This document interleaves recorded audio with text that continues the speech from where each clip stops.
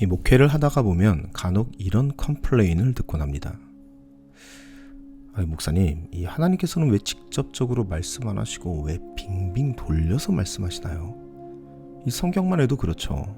그냥 딱 이거면 이거다 이렇게 말씀하시면 참 좋은데, 이 목사님들도 설교할 때 보면 이 구절을 이렇게 저렇게 막 해석을 해서 우리에게 말씀을 전해주시는데, 이 굳이 해석 안 해도 알아듣게 말씀해 주시면 참 좋았을 것을 말이죠. 네, 이런 컴플레인들 말이죠. 네, 맞습니다. 이런 컴플레인 충분히 나올 수 있습니다. 일단 이런 컴플레인이 나오게 된 데는 여러 이유가 있습니다. 일단 성경이 너무 어려운 말로 번역이 되어 있는 이유가 있고요. 이렇게 어려움에도 불구하고 굳이 어려운 책을 고집하고 있는 목사들도 한몫하고 있고요. 또 이게 너무 옛날에 쓰여졌기 때문에 당시 시대상을 잘 알지 못하면 이해가 힘든 부분들도 있죠. 그리고 또 이게 우리나라 문화가 아니라 유대 문화권 안에서 쓰여진 책이기 때문에 그 문화적인 간극 또한 있을 겁니다. 이런 등등 여러 가지 이유가 있죠.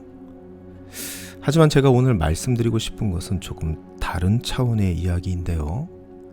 오늘 저는 이러한 질문에 이렇게 한번 답을 드려보고 싶습니다. 제 답은 이렇습니다.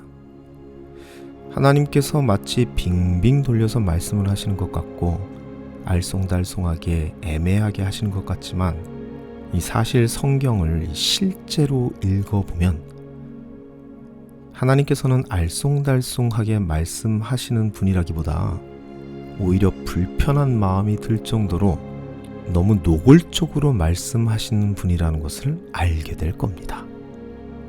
이렇게 말이죠.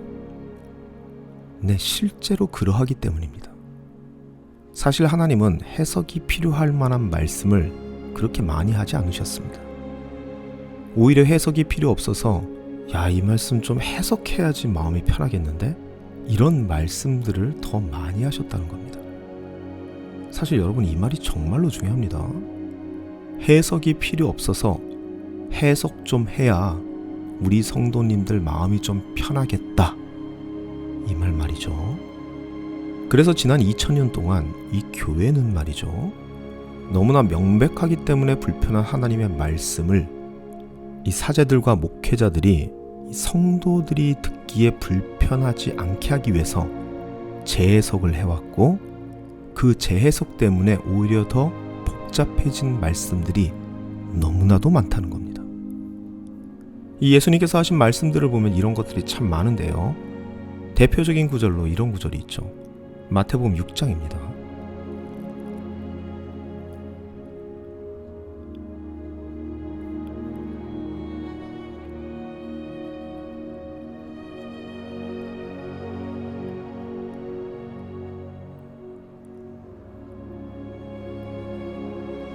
이 말씀 자선을 할 때의 기본적인 원칙이죠.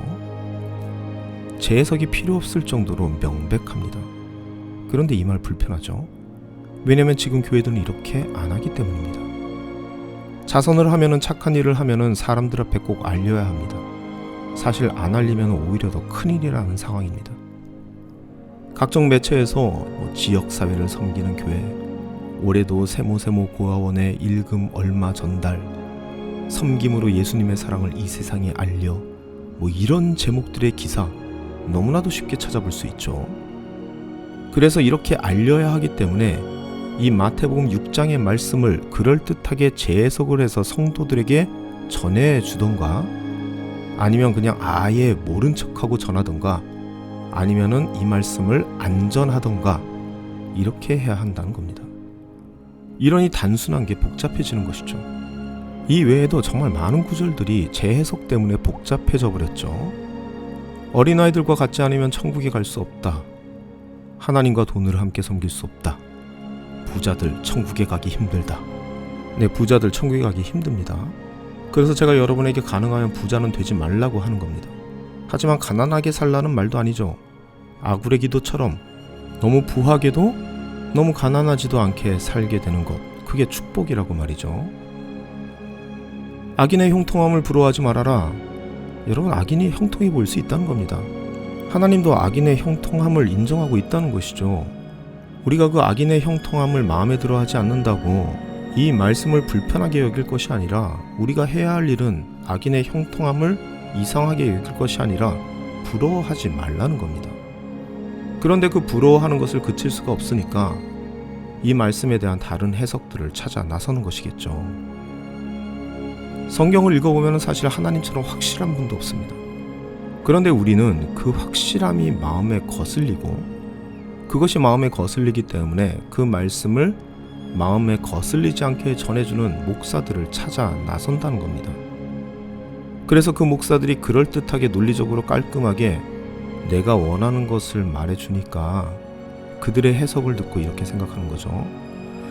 야, 하나님도 참 그냥 저렇게 편하게 말씀하시지 왜 그렇게 빙빙 돌려서 말씀하시는 거야. 아, 이제 좀 마음이 편하네. 이렇게 된다는 겁니다.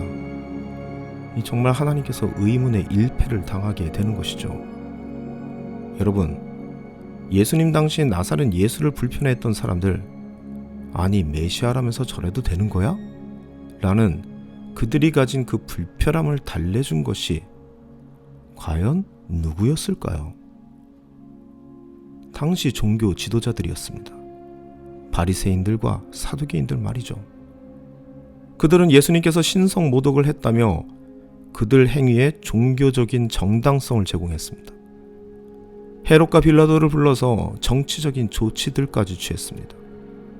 성난 군중들 앞에서 참담하다고 자신의 옷을 찢어대면서 상황극까지 연출하면서 군중들이 마음 편하게 예수님을 잡아서 십자가에 달 수 있도록 모든 정당한 이유를 제공해준 사람들이었습니다. 여러분, 바로 선동은 이렇게 이루어지는 것입니다. 사랑하는 여러분, 하나님의 말씀은 명백합니다. 그리고 우리에겐 그 명백한 하나님의 말씀을 하나하나 수집해 나가는 그 발걸음이 있어야 합니다. 그 말씀이 나의 마음에 거리끼고 불편할 수 있습니다. 그런데 그 불편함을 이상하다고 생각하지 않으셨으면 좋겠습니다. 그 불편함까지 예상하신 예수님께서는 친절하게 이런 말씀까지 우리에게 주셨으니까요. 마태복음 11장 말씀입니다.